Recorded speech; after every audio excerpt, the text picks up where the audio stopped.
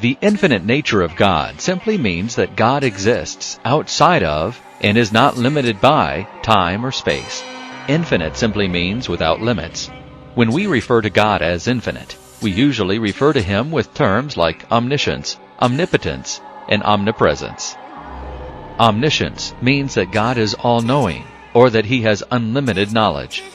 His infinite knowledge is what qualifies Him as sovereign ruler and judge over all things.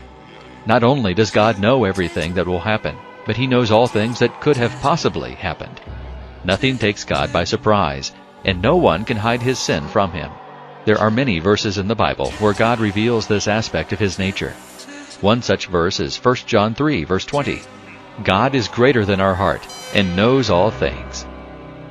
Omnipotence means that God is all-powerful, or that He has unlimited power. It is significant because it establishes God's ability to carry out His sovereign will. Because God is omnipotent and has infinite power, nothing can stop His decreed will from happening, and nothing can thwart or stop His divine purposes from being fulfilled. There are many verses in the Bible where God reveals this aspect of His nature. One such verse is Psalm 115, verse 3. But our God is in the heavens. He does whatever He pleases. Or when answering His disciples' question, then who can be saved? Jesus answers them, with men this is impossible, but with God all things are possible. Matthew 19, verses 25 and 26.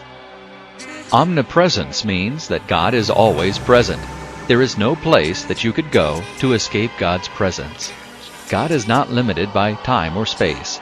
He is present at every point of time and space. It is significant because it establishes that God is eternal. God has always existed and will always exist. Before time began, God was. Before the world or even matter itself was created, God was. He has no beginning or end, and there was never a time that He did not exist, nor will there be a time when He ceases to exist. Again, many verses in the Bible reveal this aspect of God's nature to us, and one of them is Psalm 139, verses 7 through 10. Where can I go from Thy Spirit? Or where can I flee from Thy presence? If I ascend to heaven, Thou art there.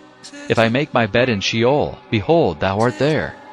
If I take the wings of the dawn, if I dwell in the remotest part of the sea, even there Thy hand will lead me, and Thy right hand will lay hold of me.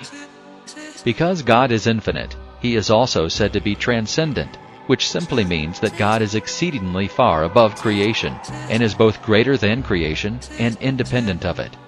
What this means is that God is so infinitely above and beyond us and our ability to fully comprehend that had He not revealed Himself, we would not know or understand what He was like. But, thankfully, God has not left us in the dark about Himself. Instead, He has revealed Himself to us through both general revelation, creation and our conscience, and special revelation, the written Word of God, the Bible, and the living Word of God, Jesus Christ.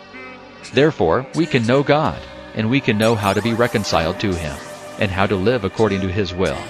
Despite the fact that we are finite, and God is infinite, we can know and understand God as He has revealed Himself to us.